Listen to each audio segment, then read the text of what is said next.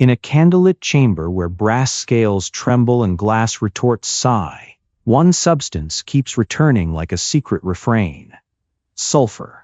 Not the textbook, on a periodic chart, but sulfur as the ancient emblem of inner fire. The old operators spoke of three powers behind every metamorphosis: a roaming intelligence that perceives and links ideas, a fixed ground that gives shape to life, and a third force that pushes the whole mixture into motion.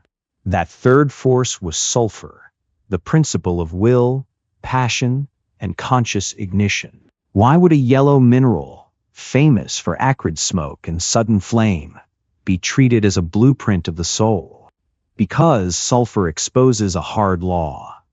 Without a directed fire inside you, nothing truly transforms. You can study, pray, journal, and optimize your habits, yet remain trapped in the same pattern, only rearranged.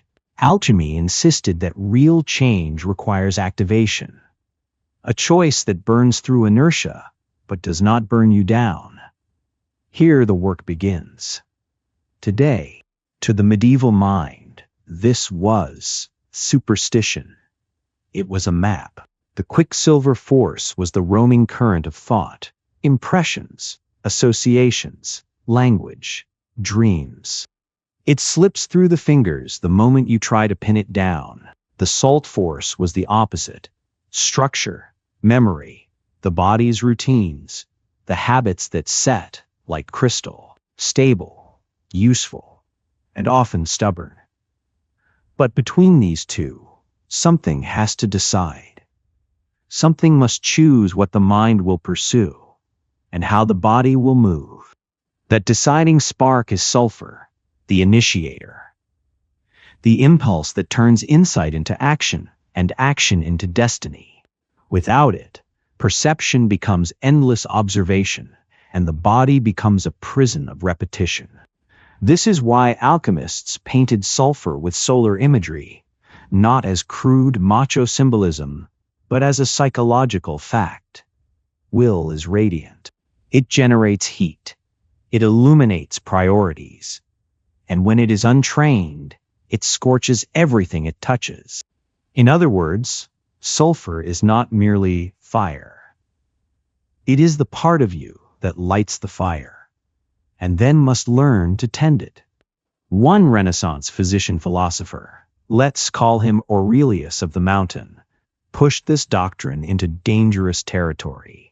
He argued that every substance and every person carries these three principles in shifting ratios. Health is harmony.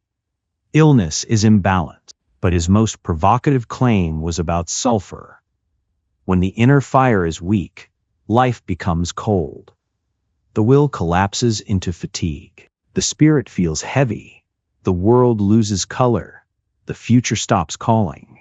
In modern terms, we might name it apathy, numbness, or that dull drift where days pass without being lived.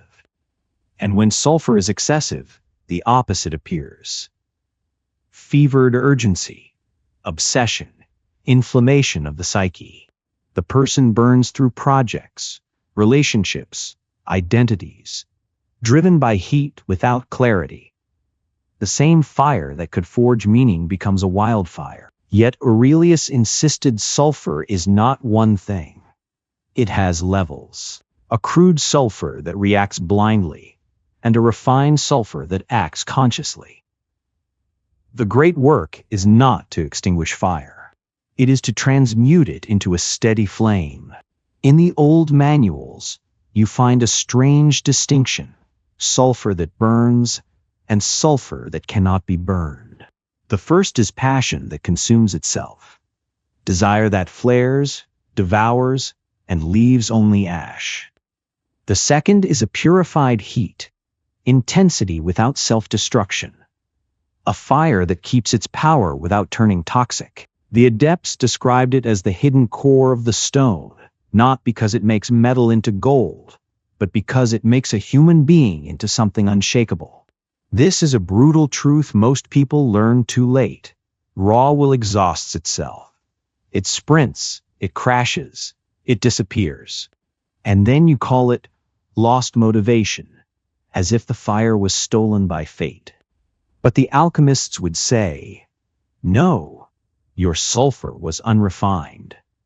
It burned without a vessel strong enough to contain it. So the question becomes personal.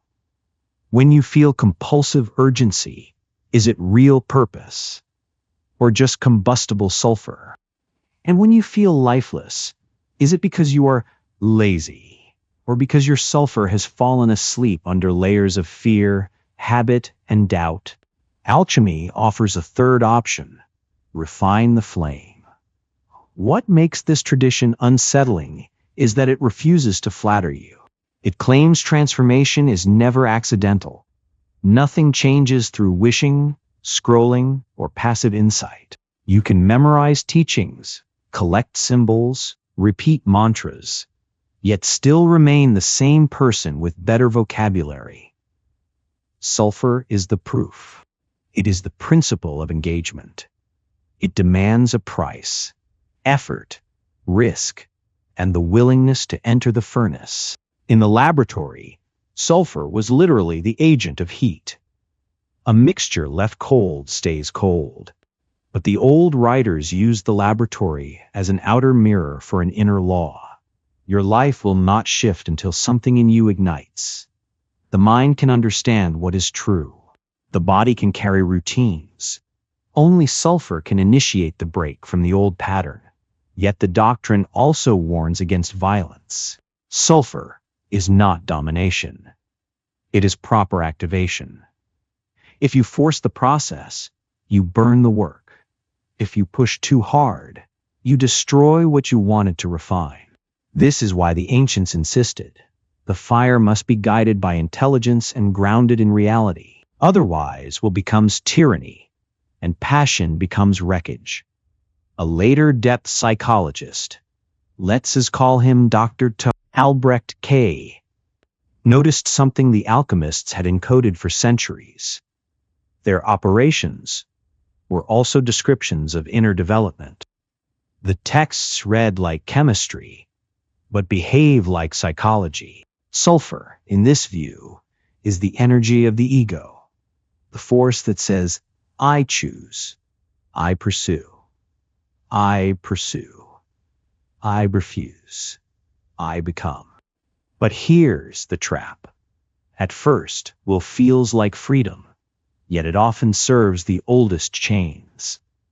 Trauma hides inside ambition. Fear disguises itself as discipline. The ego calls its compulsions the destiny. So sulfur must undergo stages. The tradition begins with a harsh initiation. You do not refine fire by pretending it is already pure. You refine it by seeing what it actually does. That is why the adepts spoke of the first matter, not a rare mineral, but honest self-observation. What drives you when nobody is watching? What heats you into anger? What craving steals your attention? What goals feel urgent, but leave you empty when achieved? This is where sulfur reveals itself, not as poetry, but as a living force inside your nervous system. The manuscripts describe an unpleasant phase with many names: rot, blackening, descent. The point is the same. You meet the shadow of your own fire, the parts of you that burn for control, the parts that heat up for conflict, the parts that sabotage what you claim to love, simply because intensity feels like being alive. Most people avoid this confrontation by spiritualizing. They adopt high ideas and call that growth. But alchemy calls this deception. If crude sulfur stays unconscious, it does not vanish. It expresses itself sideways, as resentment, self-righteousness, addiction to drama, or endless cycles of starting over. So the work begins with discomfort. You watch your will misbehave. You observe your passions like weather systems. You admit that much of what you call choice is reaction with a mask. This is why the old writers placed blackness first. If you skip the furnace, you keep repeating the same life with new decorations. The ego wants transformation without humiliation, but the fire cannot be refined unless it is exposed. The black phase is not punishment. It is diagnostics. It shows you exactly what must be transmuted before real power can emerge.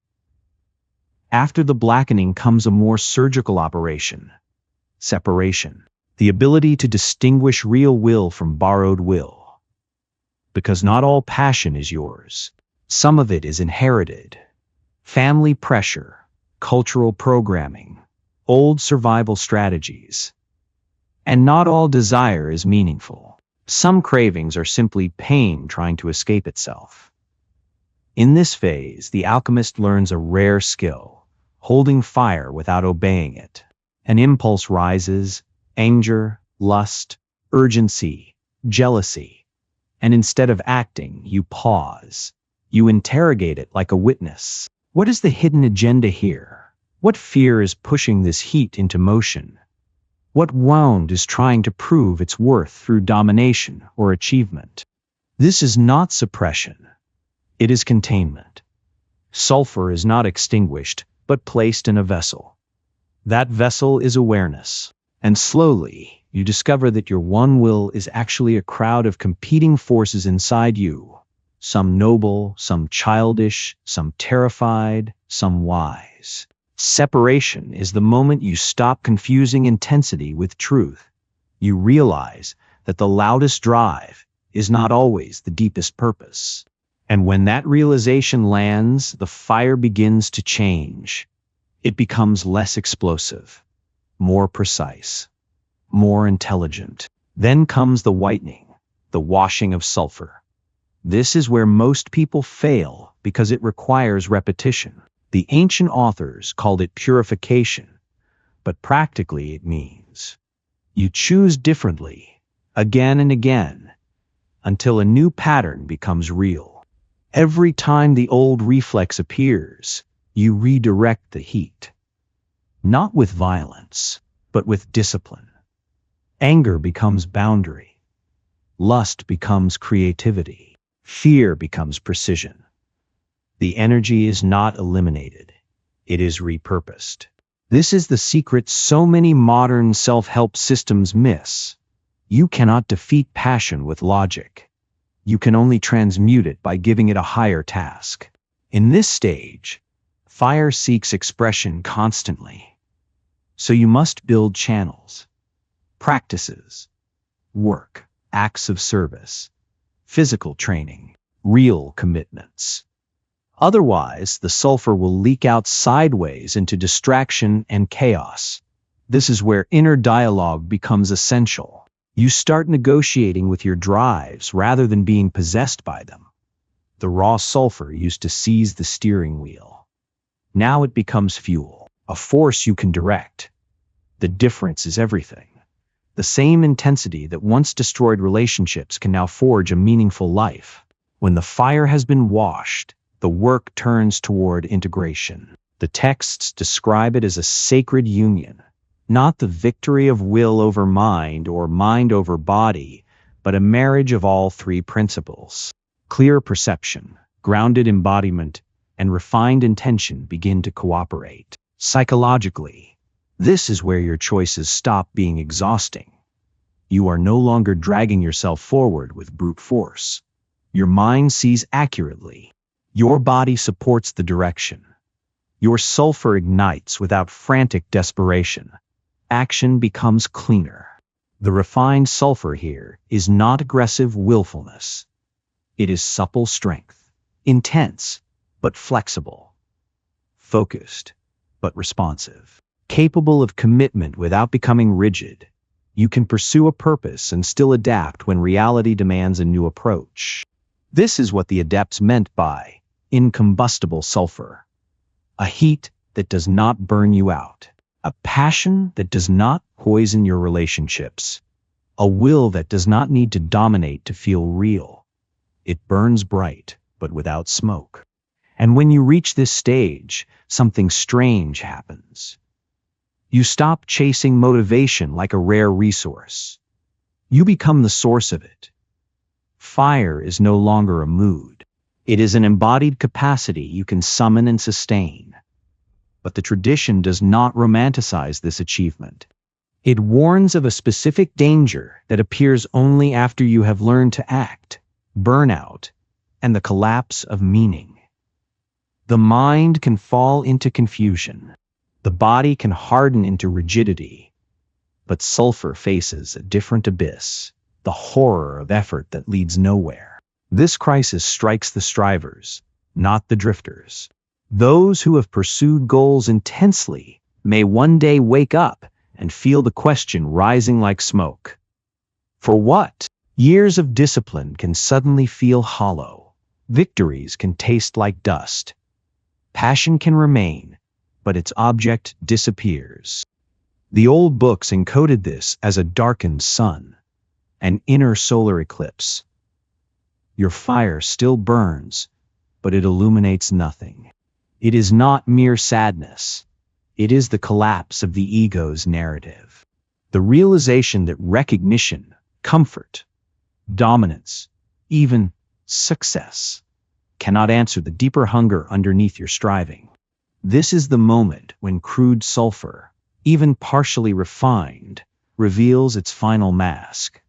It still served the small self, and the small self eventually sees through itself. What follows is not failure. It is the threshold of a deeper transmutation, if you can endure it without fleeing. There are two common escapes from this eclipse. The first is cynicism. If my goals were illusions, then all meaning is illusion. People keep living, but the flame is gone.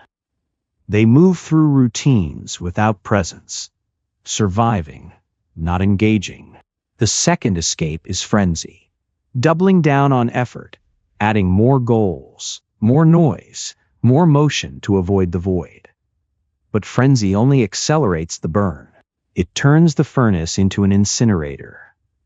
Alchemy offers a third way: patience in the fire, the willingness to stay conscious inside the emptiness without immediately replacing it. No new obsession, no instant rebrand, no desperate chase for a substitute purpose, just containment. This is the hardest discipline the tradition knows. To keep willing when you don't know what to will. To remain present when the mind can't manufacture meaning. And yet, this waiting is not passivity. It is a higher activation, the refusal to flee your own inner truth. In this crucible, the old egoic fuel burns away, and something more honest begins to surface. Purpose, not as achievement, but as quality of being. The fire starts to burn cleaner. Here the tradition unexpectedly echoes a radical spiritual insight, that the deepest transformation comes when the self stops treating reality as a battlefield. In certain underground mystical schools, the message was not obey blindly, but wake up from the trance. Not salvation through external reward, but liberation through inner knowledge. In alchemical terms, this is where sulfur changes its allegiance. It no longer burns to feed the ego's hunger. It burns to serve consciousness itself. Meaning stops being a prize in the future and becomes a force in the present. The quality of attention you bring to this moment, this breath, this act. The will does not vanish. It becomes intelligent alignment. Instead of imposing your agenda on life, you learn to discern life's patterns and move with them. Passion becomes less attached to outcomes and more devoted to the work. The practice of being awake while you act. This is why the refined sulfur is described as solar. The sun does not bargain. It radiates. It gives heat and light because that is its nature. The practitioner begins to act from that same center, not to prove worth, not to escape fear, but to express something real. And paradoxically, this is when action becomes most powerful, because it is no longer desperate. When sulfur reaches this refinement, life becomes a laboratory again, not as metaphor, but as practice. Challenges become heat tests. Relationships become mirrors of reactivity and choice. Work becomes a vessel for disciplined flame. You notice it in the body first. Chronic tension begins to loosen because striving against reality dissolves. Energy stops leaking into anxiety. The fire still burns, but it is no longer inflamed. It becomes calm intensity, high power without chaos. You notice it in relationships next. Crude sulfur demands control or collapses into passivity. Refined sulfur enables mutuality. You can be passionate without possession, committed without domination, direct without cruelty. You bring your full will into connection while honoring the other as a sovereign being. And creativity blooms. Not creation as performance, but as overflow. When will is purified, the need to prove disappears, and what remains is authentic expression. The work becomes cleaner, stranger, more alive. You stop forcing inspiration. You embody it. This is the strange gold of the great work. Not a perfect life, but a workable one. A consciousness that can engage anything.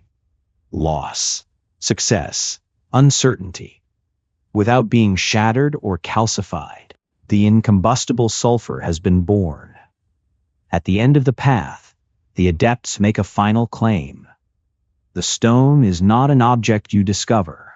It is a condition you become. When perception is clear, the body is grounded, and sulfur burns without smoke. Ordinary experience turns luminous, not because the world becomes easy, but because your relationship to the world becomes skillful. This is why the old masters said the treasure is not in the crucible, but in the one who lights the fire beneath it. The will refined through humiliation, the passion purified through crisis, the flame disciplined through years of conscious practice. That is the secret they guarded behind symbols, and the work never truly ends. Fire untended either dies into ash or returns as wildfire. So the practitioner keeps refining, keeps aligning, keeps choosing activation without violence. Sulfur, then, is the engine of liberation, the force that breaks repetition, that makes transformation more than a dream. It is the conscious fire that turns reaction into response, compulsion into choice, and ambition into purpose. The gold you seek is not hidden in matter. It is hidden in the moment you decide, fully, clearly, and without excuse, to become the one who tends the flame.